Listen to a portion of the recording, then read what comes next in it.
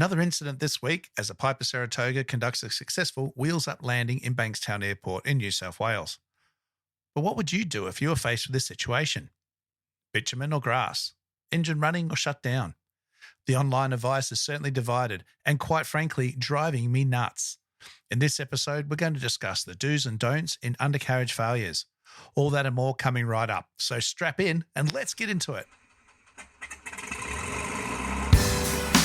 Star 9000, 1013, Kilo 25. Coordinating aileron on the bank, balance, bank pressure rolling at 30 degrees. That's 30 degrees there. 3 left, runway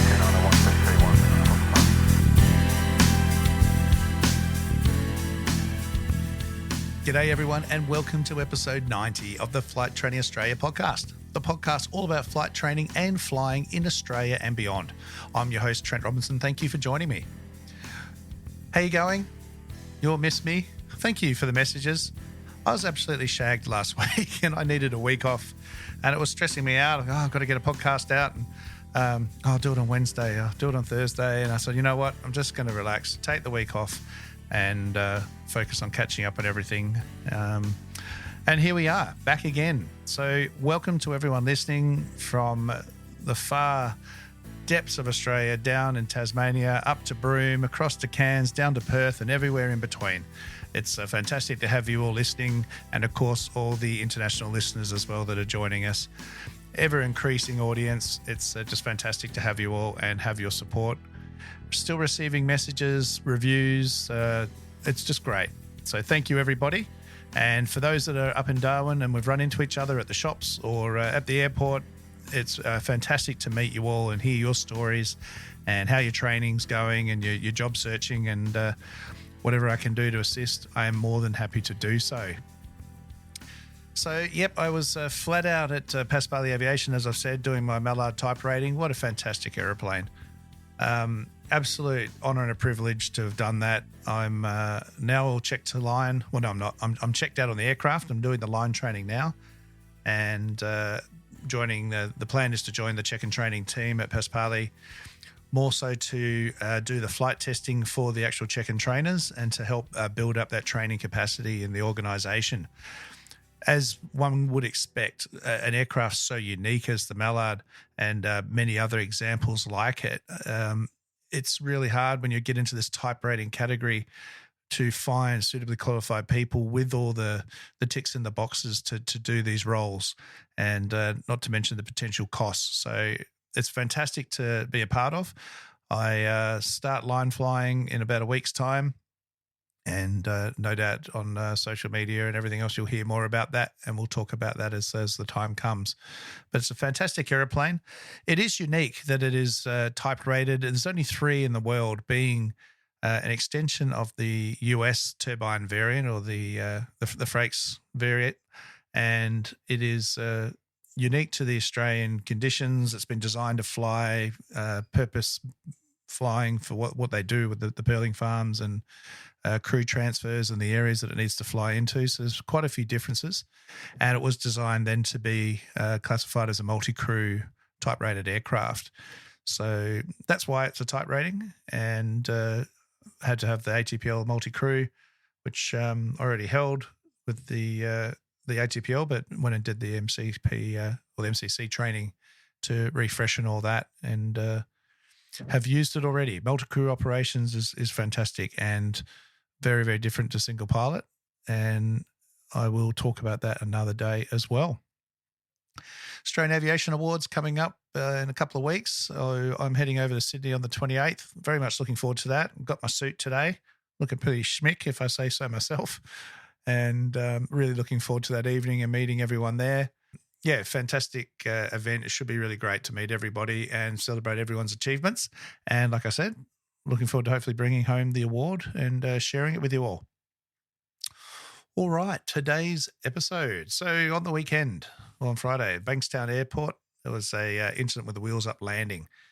And before I get into that, to start with, I believe most of you dedicated listeners out there, and again, thank you all, are likely familiar with my perspective on the phenomenon of online trolls who just persist in making foolish, nonsensical remarks wherever personal opinions about incidents and accidents emerge following news reports. It just seems there's always someone who magically possesses an all-encompassing understanding of precisely what transpired, the exact details of how and why, and an expert analysis of the pilot's missteps and mistakes. This behavior is without a doubt just, to me, the most demeaning, offensive, discourteous action that one aviator can direct towards another. It brings to mind a quote by Abraham Lincoln: "It is better to remain silent than be thought of a fool, than to speak and remove all doubt." And there are certainly some doing very well at that. All right. So in all seriousness, cease the chatter. Your commentary is falling on deaf ears. You just look like a fool. If you have something insightful to input to the group and that holds value, then I encourage you to share it and assist enlightening others. However, assuming, as was done in this instance, the instructor pilot managed to land without that was claimed to have not deploying the landing gear without any factual basis at all, or even watched the report that they were commenting on, where it was very clear that news crews, ambulance, fire, and everyone was all in position ready for the aircraft to then perform the emergency landing half an hour later. So this behavior is just toxic. It appears to be a prevalent issue in the age of social media. So it's certainly not unique to us, but I fully respect freedom of speech. It's a fundamental right. It's imperative that we extend to others the same respect we hope to receive. But let's change the time, folks. Let's rally behind our fellow pilots instead of trying to impress everyone with our own wisdom and ending up making fools of ourselves. All right, remember, these pilots that are in these incidents or accidents were you, and they read these things as well. So it's just really simple. How would you feel being in their shoes, reading comments that are questioning your competence and your professionalism when you knew you did a bloody good job? So let's put an end to it. And if you spot a colleague or a friend or someone you know making such a comment, just have a private chat with them and tell them to pull their heads in.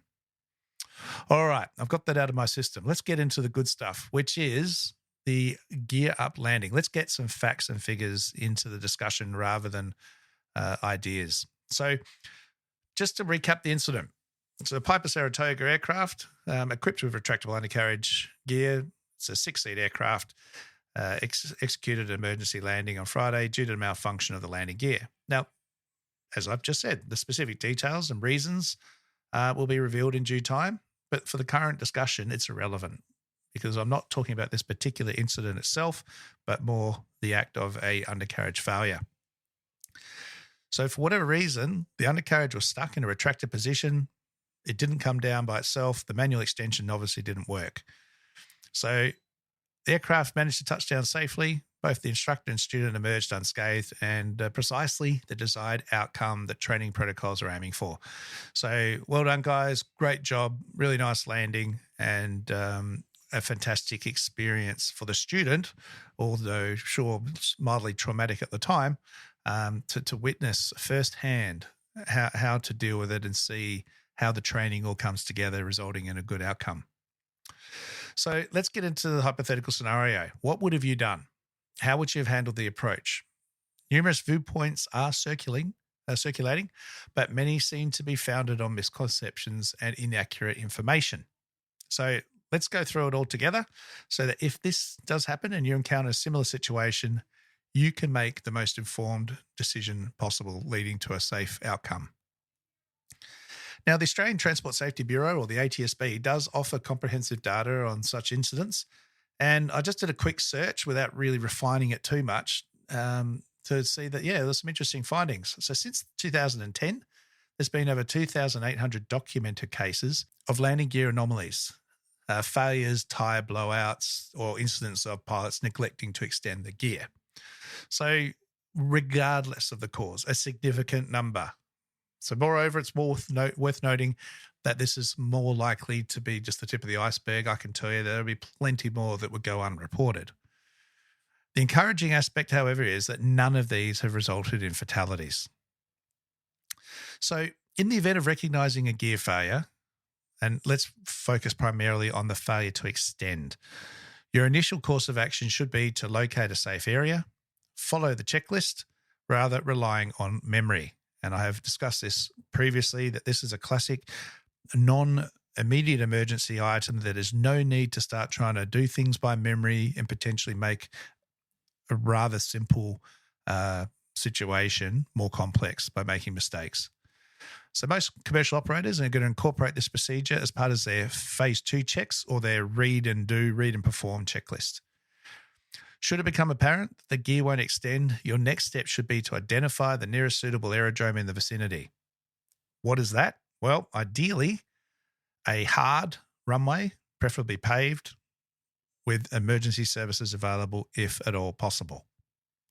So, question number 1.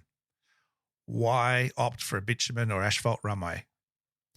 Let's address this. So upon touchdown, these surfaces facilitate the transfer of energy forward due to their smooth texture. The aircraft is going to hit the ground. It's going to slide forward, continuing in the trajectory that it touched down and come to a stop. Now, before you start worrying, well, what about the sparks? Let me relax you on that one. The risk of fire is exceedingly low. Remember, these aircraft have been designed with some thought behind them. It would require an extraordinary forceful impact, causing the aircraft to land at a severe angle on the wingtip and potentially rupturing fuel tanks. Right, so really unlikely. Furthermore, the actual damage sustained during a wheels-up landing is actually really minor. A few antennas and panels might need replacement along with a lick of paint. Admittedly, yes, sparks may fly, but they're not going to be substantial. The fact that the aircraft's sliding along the runway indicates there's going to be minimal friction on these surfaces, and it will go some distance before it comes to a stop. It doesn't sort of hit the ground and just, like a car hitting a wall. All right. It is important to note that fire necessitates 3 elements: heat, oxygen, and a fuel source. So clearly it's out in the open air, so we've got oxygen. Liquid fuel won't ignite in this context, though. It requires fuel vapor mixing with air to become combustible. So the probability of this occurring is incredibly low. As I said, the fuel tanks, fuel cabling and wiring, everything, it's all designed not to just break or rupture, and it's not that hard an impact. So you might get some sparks, but that's about it. Fuel should stay where it's supposed to be, in the tanks, and you're not going to have an issue. All right. So what about landing on grass, though? Because online, this seems to be quite the natural option. Now, I've got 2 choices. I could sit on the bitumen, I could sit on the grass. I'm going to pick grass. Why? Because it's softer. All right. That makes perfect sense. But when we're talking about landing an aeroplane, not the case. All right. Grass surfaces might seem appealing because it is softer. However, the reality of this is less forgiving. The top layer might appear even, nice, beautiful cut grass, but what lies beneath? There's unevenness. There could be hidden dangers, rocks, little ditches. The aircraft coming to contact with these surfaces is likely just to dig in and potentially flip, or could even come to a complete halt and cause the aircraft to break apart. This now is leading to a situation where fuel tanks could indeed rupture and increase the chance of fire. All right, so this is going to result in injury, coming to a sudden stop as well. So again, it's not the ideal scenario, contrary to popular belief. All right, now you might be wondering about, okay, fine, so I'm going to land on the bitumen, but what about the fuel drains? Yes, well, these exist in low-wing aircraft. They obviously exist in high-wing aircraft, but they're going to be touching the ground potentially in low-wing aircraft. And that is certainly a consideration. But given the way wings are designed, they have this thing called dihedral, and the gascolator drains, the fuel drains are typically slightly further out on the wing. So they shouldn't be coming into contact. Though anything that is directly on the belly, again, a low-wing aircraft will be designed slightly different to a high-wing aircraft, but they will be either recessed or they'll be a what are they called? The needle up the fuel drain style. There you go. There's a technical term. All right. So there's going to be quite a bit of protection, and it's going to take a bit of effort to grind away at that before that's going to cause fuel to spill. All right. So there's a very minimal chance of this happening. So focus on the landing itself. We do have 2 cases. low-wing aircraft versus high-wing aircraft. So low-wing aircraft, an argument could be made for leaving the flaps up, just purely to minimize damage. You put the flaps down, they are most likely going to touch the ground, and it's going to come into contact with the aeroplane. Now, sure, airplanes are insured, but the number one priority is everyone walking away. But if we can minimize aircraft in a sensible way, then why wouldn't you? So low-wing aircraft, I would look at the stats. How much does the flap being extended have an effect on the stall speed of the aircraft? And maybe just a stage of flap, not necessarily full flap. That's something you're going to need to look at with your particular aircraft. Again, I can't set a one-size-for-all rule in this aspect because there are quite a few variables at play. All right, but conversely, high-wing aircraft, I would definitely have half to full flaps to minimize that touchdown speed. However, the landing needs to be executed well. If we come in and try and hold the aircraft off the runway for too long, we could dissipate that speed, and then we're going to come down quite hard. So we want to be transferring the energy onto the runway in a forward trajectory, not a vertical one. Remember, high-wing aircraft typically going to have a Fowler flap design, which is the split between the trailing edge of the wing and the flap, which is going to re-energize the aircraft and the flaps and minimize that stall speed, improving some stability. So definitely a consideration. Now, the touchdown itself is reminiscent of recent experiences I've had while flying the floating hull, or for those more acquainted, akin to landing a tail aircraft using a wheeler landing technique. Your goal is to achieve the smoothest vertical speed possible. All right, so 50 to 100 feet vertical speed, so that as we touch down, the impact's minimal, and again, the forward trajectory is going to take over. Resist the urge to shut down the engine without pulling the mixture and stalling the aircraft, or being in the need where you're going to have to go around. Once you're on the ground, by all means, proceed to shut down the mixture, engage the fuel cutoff, turn the master switch off. Once that's done, follow your crew member or the pilot, the instructor, whoever, and get everybody out of the aircraft. Despite early assurances of a low fire risk, sure, I said there's no fire, but there's still a chance. So why tempt fate needlessly? Just get out of the aircraft, move to a safe distance, especially if there's fire crews involved. That allows them to assess the situation and deal with it if need be without anybody getting in the way. So this is a planned event. Remember, this isn't typically going to happen unless you've done a wheels up and forgotten to put it down. So you would have briefed everybody on this. Now, on the topic of fire crews, just note that the practice of foaming runways is fairly outdated now, given now we have data that the chance of fire is highly unlikely. And when the runway was foamed, the aeroplane tend to protract the the landing glide, sit in ground effect, and just fly right past it all. So we don't want to do that.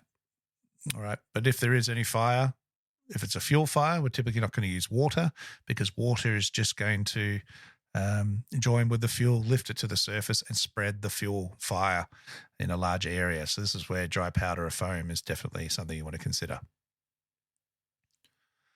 All right. So the next topic, what to do with the engine and the propeller. Well, there's a tendency among pilots to express dismay and claim, why didn't you save the propeller? Let's have a look at that. Let's talk about top dead center, not to mention the insurance having its own role in airplanes. So when an engine stops, when you shut down normally, how does your propeller stop? It's typically going to be positioned by the crankshaft's hub at top dead center. So it's not a matter of turning the key or trying to hit the starter motor and get it to stop in a specific spot. So if you look outside, in a Cessna, it's typically going to be slightly left of the vertical, depending on 10 o'clock to 4 o'clock position kind of thing, depending on whether you're sitting inside or looking at it from the front. So it's slightly left or right of vertical. So this position occurs because as the engine halts, the engine's compression catches as it winds down, preventing it to sort of go past that top dead center point, which is traditionally where the spark ignites, and then it's going to come to a stop. So you pushing the button, any attempt to manipulate the propeller's position it's generally going to be fruitless. It's not going to do it unless you just happen to get it to tick past it and then it flicks backwards and hits the opposite position and then comes back into a slightly down attitude. There are some airplanes that the propeller will stop in a 3 o'clock to 9 o'clock position, left to right, horizontal. And if your airplane does that, well, great. You're not going to hurt the prop. Otherwise, it's just a fruitless attempt. All right. The fact is that if you have one prop or two blade prop or 3 or 4, usually something's going to come into contact with it. If that's going to happen, the engine's going to be bulk stripped and inspected regardless. So it's distracting you from your prime focus, which is landing the airplane safely. All right. There have been cases where pilots have shut down the engine, they've stuffed up their approach and sadly stalled the aircraft. And there has been a case in the States that I know of where fatality occurred. So just don't do it. There's just no need. The engine rotating will transfer the engine or the energy through the prop, through the engine. It's typically going to minimize damage rather than just hitting a stationary blade. Again, that's contentious. Don't everyone start writing in. I'm not an engineer. I'm not an engine manufacturer. But regardless of any of that, it's not going to save anything. So just don't worry about it. Get the aircraft on the runway safely. All right. Now, that's all well and good if it's 3 wheels not coming down. What if it's the nose wheel? Well, the nose wheel's not such a bad situation. You've got 2 main wheels. Again, you land, you hold the nose wheel off as long as you can whilst trying to lower the nose wheel or the nose cone onto the ground. We'd rather it not sort of be held off and then thud down because, again, it could do more damage. And it'll just slide along the bitumen, make a horrible scraping noise and come to a stop. But everyone's going to be good. Typically, though, it's going to be maybe one of the main gear. And this does put you in a scenario where do you land with the nose and one main gear down, meaning it's going to land on a wingtip? Or if you are able to, do you raise the 2 gear and do a belly landing? And it kind of depends on the scenario where you're going to be landing.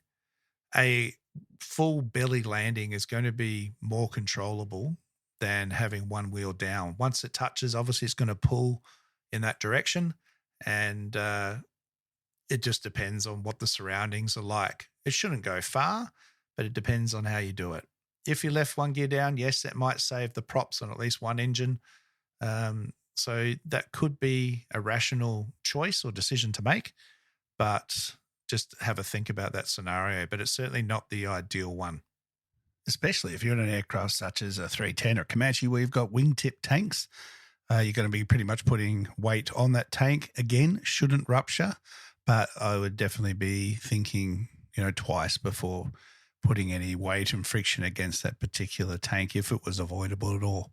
But again, the gear might be fixed and stuck in that position and you might not have any choice over it. So it's just something you're going to have to manage. All right, final note though is should you find yourself in the unsettling position of forgetting to extend the landing gear and subsequently executing a landing, it's imperative not to attempt a go around in a panic. It might sound amusing, but there are instances recorded online on good old YouTube where this very thing has happened and been filmed. So, and again, this happened at a Baron, and of course the propellers were completely compromised, the engine damaged, and they subsequently failed and the aircraft crashed and the pilot killed. So once the undercarriage is compromised, the propeller's functionality is compromised. There's no turning back. The mistake has been made. There's no going around saving face, trying to put the wheels down and hope no one noticed and saw it. All right. Once it's down, leave it on the runway, shut the aircraft down, and you're just going to have to put that down to learning. Priority is safety and knowledge. Checklists. Okay. Complete your checklist properly. Go through the drills, go through the emergencies. If you're having a chance to either as a check pilot in a company or as a private pilot or commercial pilot just flying with an instructor for your flight review, Practice your manual gear extension procedures. Understand the differences from the different aircraft you go through. And I hope that helps clear up what you should and shouldn't do in the event of a undercarriage failure. Everything I've said serve as a guide. Of course, look at the POH, follow any guidance or instructions in that as well. And hopefully this can be a good resource to draw from in times of uncertainty. Make good, clear decisions, good, informed decision making. Take your time and ignore everything else going on the ground and just focus on your landing and do a good job. And the aircraft can get fixed. All right, guys, that is it for this week's episode. Thank you so much for listening. I will see you next week. I will be here, don't worry. And please give all your comments and feedback to me. Any questions, you know where to reach me. All the details are in the episode description below. All right, until then, blue skies, and remember the golden rule. Aviate, navigate, communicate. Cheers, everyone.